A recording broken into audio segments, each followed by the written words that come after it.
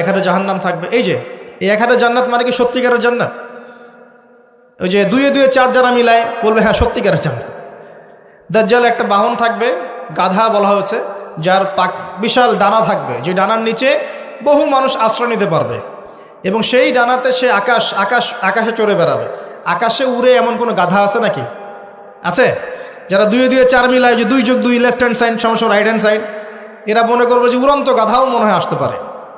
আর যারা intellectual thinkings রাখেন তারা বুঝবেন যে হতে পারে এটা এমন কোনো প্রযুক্তি যেটা দিয়ে সে আকাশকে নিয়ন্ত্রণ করবে। হতে পারে অত্যাধুনিক কোনো এয়ারক্রাফট, আল্লাহ ভালো জানেন। তবে উড়ন্ত কোনো গাধা যে হবে না এটা আমরা নিশ্চিত ইনশাআল্লাহ। তো এখানে অনেক রূপকথা আছে। সে ডান হাতে জান্নাত মানে যারা তাকে ফলো করবে সে ওদের সবাইকে প্রোগ্রেস দিবে, দুনিয়াতে শান্তিতে থাকবে।